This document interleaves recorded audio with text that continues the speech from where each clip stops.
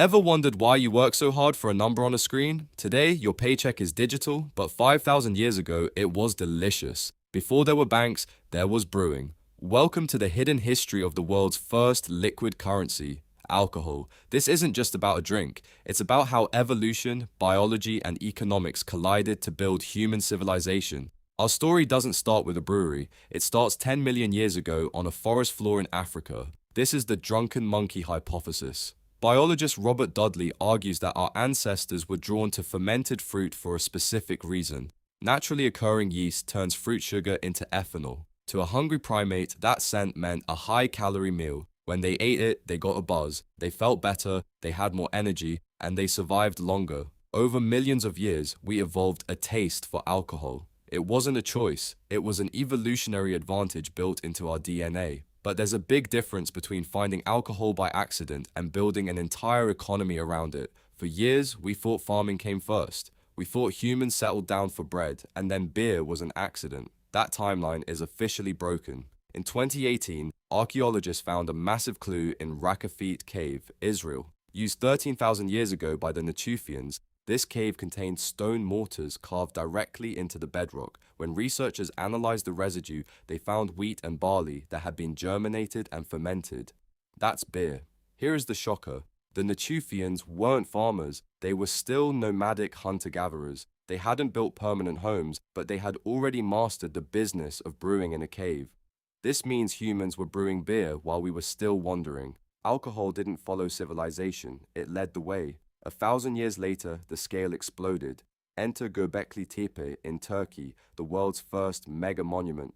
These stones weigh 10 tons each. They were built before farming, before pottery, and before we had permanent houses. Why would nomadic people move 10-ton stones up a hill? What was the labor incentive? Archaeologists found the answer in large stone vats at the site. They weren't holding water, they were holding beer. Göbekli Tepe was a ritual feasting center. People traveled from across the region to drink and work together. The beer was the paycheck for the labor of building these monuments. No beer, no pillars. This supports the beer before bread theory. Archaeobotanist Patrick McGovern argues that our drive for a buzz settled us down. Bread is hard work. You have to grind, knead, and bake. It's a total chore for a nomad.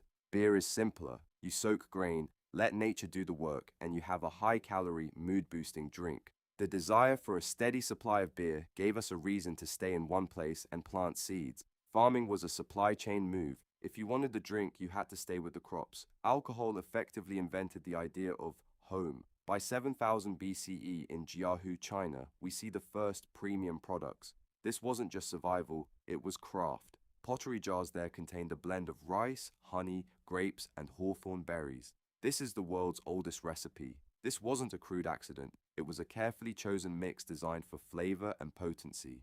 But the ultimate fusion of finance and fermentation happened 5,000 years ago in ancient Egypt. In Egypt, beer was the actual currency. The workers who built the pyramids didn't work for gold, they worked for beer. A typical salary was about 4 to 5 liters a day. That was your daily paycheck, paid in liquid gold. This was a brilliant economic move. Nile water was often contaminated and dangerous to drink. The brewing process killed bacteria.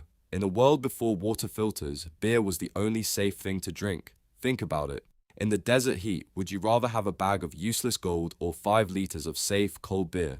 Beer also provided the calories needed for the most backbreaking labor in history. It was lunch in a cup, a liquid meal that kept the workforce fueled for dragging limestone blocks. And it wasn't just for workers. Beer had a religious status. It was a gift from the god Osiris. It was used in temple offerings, burial rituals, and even medical prescriptions. Egyptian doctors would mix herbs into beer to treat infections and stomach problems. One single cup was doing the job of a salary, a water filter, a meal, a medicine, and a prayer.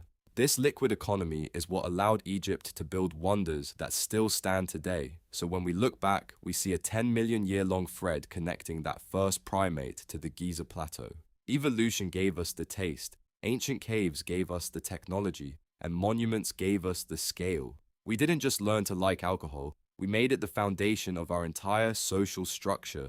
Without the drive for that first liquid paycheck, we might still be nomadic hunters, never stopping to build a city.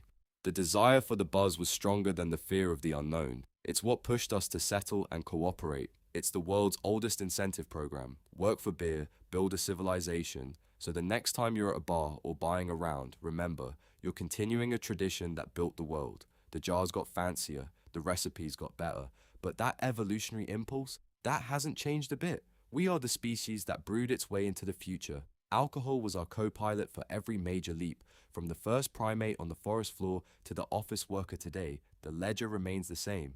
It's a 10 million year long happy hour that shows no signs of stopping. If you want to dive deeper into the archaeology and the finance of fermentation, the links are in the description. Stay curious and keep looking for the hidden stories that make us who we are today. Because history isn't just about what we built, it's about what motivated us to build it in the first place. And in our case, the answer is bubbling right at the bottom of the glass. Thanks for watching.